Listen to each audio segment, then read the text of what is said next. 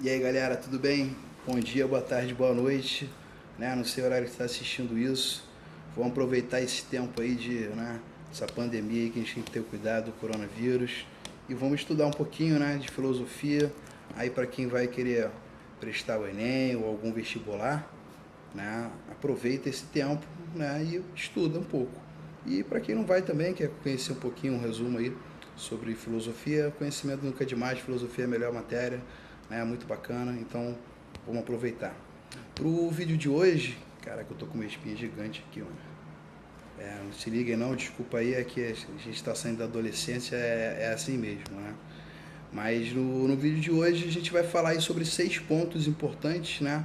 Para acabar com essa história de milagre grego. Tu não vai me dar um mole desse de botar aqui o nascimento da filosofia na Grécia. Foi devido a um milagre grego. Não tem esse negócio de milagre grego nenhum. Né? Então não deixa coisa ruim do Enem, do vestibular te levar para esse lado não. Não teve nenhum milagre não, tá? São 6 razões aí, né? Eu listei 6 razões, poderia ter feito outras formas de divisão, né? Mas que eu julgo importantes para explicar o porquê do nascimento da filosofia na Grécia Antiga, né?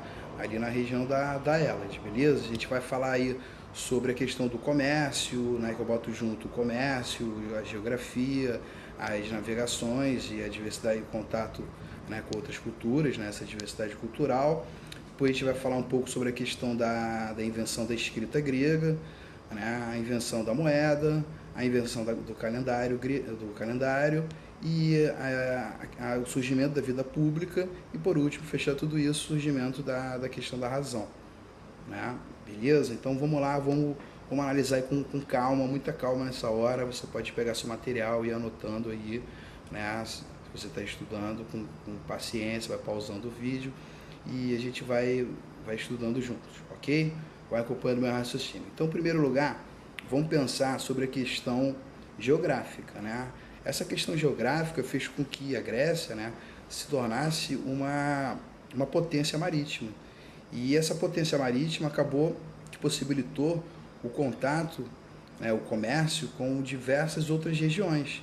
E é lógico que nesse comércio com diversas outras regiões ocorreram também trocas, né, culturais, né, conhecimento de outras culturas, de outras formas de pensar, de agir e de outros conhecimentos. Né? Então, assim, esse primeiro ponto foi muito importante para isso, né, para ver que existiam outras formas de pensamento, existiam outras análises, né, outras avaliações. Né? Por exemplo, a questão dos astros. Né? Outros povos já falavam, tinham conhecimento sobre os astros. Só que a astronomia, né, e a enomia quer dizer regras, ou seja, essa sistematização, ela começa a ocorrer na Grécia. Então é a Grécia que vai começar a estipular ali uma certa sistematização, uma certa ordenação desses conhecimentos, beleza? Então não tem nada de milagre grego não. Então o primeiro ponto seria essa questão, né, relacionada a essa diversidade, esse comércio, essas trocas que ocorreram com outras regiões, beleza? Bem tranquilo, né? Nada de desespero, nada de ficar aí, né, achando que filosofia é muito difícil, que não sei o que, não tem nada de difícil, a gente pode falar aqui de uma maneira tranquila, uma maneira simples de explicar temas básicos, conceitos básicos, né, que são mais do que suficientes para você ir muito bem na sua prova, do Enem e do vestibular, beleza? Vamos falar também sobre agora, segundo ponto, sobre o surgimento da escrita alfabética. Né? Por que da escrita alfabética? Qual é essa diferença, William? A diferença é a seguinte, porque antes, com o abandono da escrita por ideogramas, né, você começa a surgir a escrita alfabética, ou seja, a escrita alfabética, ela pede a questão dos fonemas, né? Então, determinados fonemas geram determinadas palavras, e isso acaba exigindo um grau de abstração muito maior do que as escritas através dos ideogramas, ok? Então essa questão da abstração é muito importante, a gente vai falar mais sobre ela nos outros pontos, para você começar a pensar sobre essa mudança de pensamento, né, na Grécia, né, nas polis gregas, nas cidades-estados gregas. Então, assim, essa abstração é muito importante dentro dessa escrita alfabética, beleza? Então vamos pensar nessa abstração. A primeira vez que a gente falou essa palavra, vai falar um pouco mais, tá legal? Então, o segundo ponto que se deve é essa questão da criação da escrita, cuidado, né? Da escrita alfabética, ou seja, a alfa, a beta, né? As palavras que começam a se formar, né? Gregas, ok? Tranquilo. Outra questão que tem muito a ver com a abstração também, né? Que seria o nosso aí terceiro ponto, né? Seria a questão da moeda. Por que, William, a questão da moeda tem a ver com a abstração também? Porque antes a gente sabe que as trocas eram feitas, sei lá, trocava um animal por outro, né? Sei lá, uma galinha, galinhas por porcos, né? Porcos por trigo, enfim. As trocas eram feitas dessa maneira. Quando você começa a entender que determinada moeda significa determinados produtos, digamos assim, né? Tantas moedas correspondem a uma galinha, por exemplo, né? Tantas moedas correspondem a tal quantidade de trigo. Então isso também, mais uma vez, olha aí o pensamento grego, né, sendo alterado, né, sendo forçado a uma abstração, né, a um desenvolvimento dentro da sua cabeça, do seu imaginário, beleza? Então a moeda ela contribui também para essa questão da abstração, o desenvolvimento da abstração, do raciocínio, do pensamento grego. Tá tranquilo? E aí um quarto ponto importante é a questão da invenção do calendário. Mas a invenção do calendário, o que ela teria a ver com isso, tio Will? Muito simples. A invenção do calendário, quando eles começam quando eles inventam o calendário, eles começam a perceber que determinados fatores não eram fruto dos deuses ou de crenças, mitos e lendas, né? Não era se tinha uma ressaca, não era uma revolta simplesmente de Poseidon, né?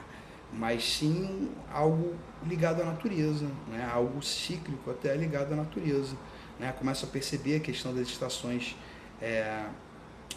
do ano, começa a perceber e dar um valor maior à questão da natureza, que a gente destaca muito bem, que a gente vai chamar de arqué lá no próximo vídeo, né? Vai dar surgimento lá os primeiros filósofos, que a gente vai desenvolver melhor esse tema.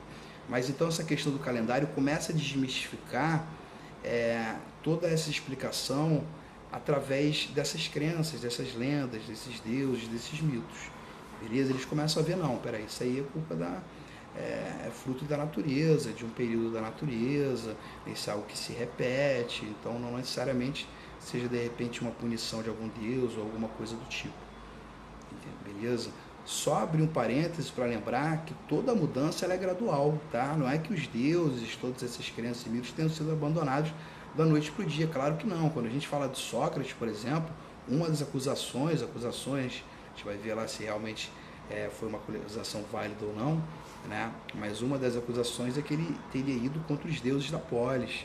Então a gente sabe que que tudo, aliás, em história, não só em história, mas em ciências humanas e sociais, acontece, em regra, de maneira gradual, ok? Mas esse quarto fator aí da inversão do calendário vai ajudar a tirar um pouco dessas crenças místicas, ok? Então, assim, vai começar a contribuir para esse raciocínio novo grego que está surgindo, beleza? O quinto ponto, um ponto muito importante e também, assim como os demais, cobrados demais no Enem, nos diversos vestibulares do país, é a questão do surgimento da vida pública. Aí é bacana a gente pensar em diversos pontos. A questão da polis, né, que a gente fala melhor em outros vídeos sobre filosofia e história, mas a gente lembra que a polis é a cidade-estado, e essa cidade-estado ela tinha toda uma organização. Né? Uma parte assim, importante da cidade-estado é a chamada ágora, não é agora não, tá? Enfim, cuidado. É ágora, está agudo no primeiro A. O que é a ágora, Will? Inclusive já foi questão, né, da prova, se não me engano, de 2015 do Enem, né, falando um pouco sobre esse tema. A ágora, ela era a praça pública da época, mas só que essa praça pública ela era utilizada para que se fizessem os grandes debates, e de lá saíam importantes decisões para a polis, beleza? Então a ágora ela é fundamental, até porque, e isso é legal da gente sempre perceber, né, principalmente no Enem. O Enem gosta muitas vezes de confrontar o pensamento antigo, né, coisas antigas com situações atuais, né, conceitos antigos com conceitos atuais. Hoje em dia, a gente fala em cidadão, né, em cidadania. E a gente consegue separar a questão do cidadão do político. Né? Inclusive, infelizmente, muitas pessoas acham que podem não fazer parte da vida política, que isso é algo que não é de interesse dela e não gosta de conversar sobre, e isso é um grande problema. Há essa divisão. Nesse momento, no momento do surgimento da vida pública na Grécia Antiga, vamos lembrar que a palavra política vem de polis, era isso. Então, o político era todo aquele que era considerado um membro da polis. Ok? A gente sabe que não é todo mundo, né? A gente, em outro vídeo, fala sobre isso, não são todos, né?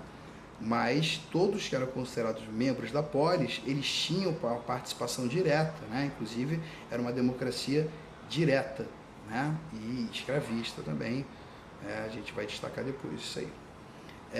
Então, assim, não havia essa divisão, tá? Inclusive, esse conceito aí de divisão entre um cidadão e um político é uma coisa muito atual, né? Então, se você fazia parte da polis, você fazia parte do debate, você poderia fazer parte diretamente ali de uma função, de um cargo público e etc. Então, isso é muito importante a gente deixar destacado, né? Que era a questão do homem público, né? Não era eu, tio Will, era eu, um membro de Esparta, né?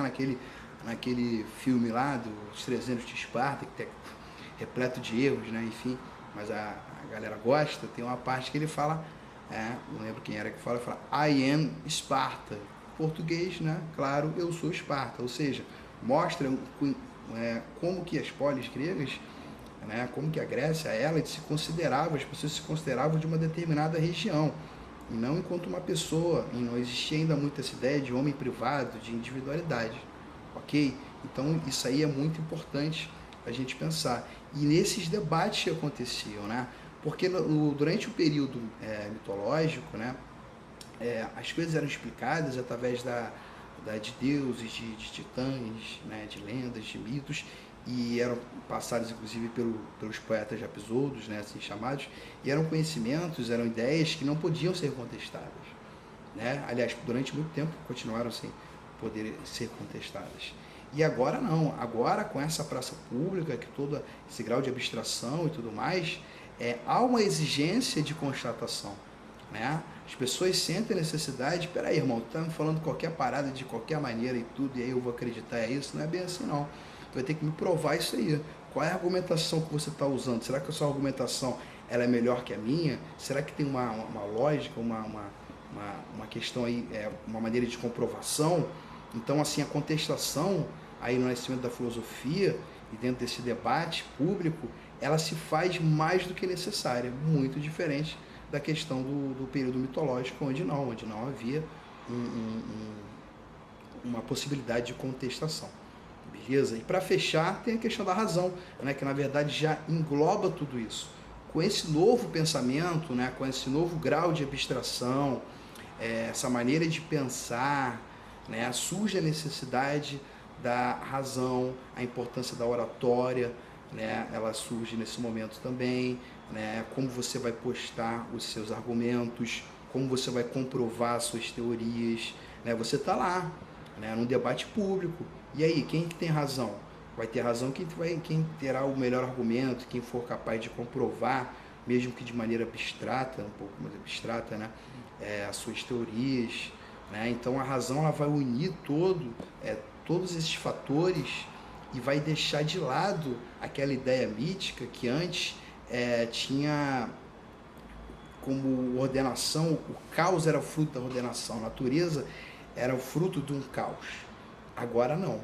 Agora a natureza ela vai ser fruto da razão humana, né? Então não é à toa que a gente vai ver que os primeiros filósofos eles se preocupavam, eles se focavam na natureza, né? na questão da arqué, ou seja, aquele elemento da natureza responsável pela criação do universo, né? Então a natureza ganha um grande destaque, né? Mas não de qualquer forma. Essa natureza deveria ser explicada agora de uma maneira lógica, de uma maneira racional, ok? Onde ela pudesse e deveria ser contestada, né? E venceria aquele que tivesse os melhores argumentos, né? Que tivesse uma melhor estrutura lógico-racional.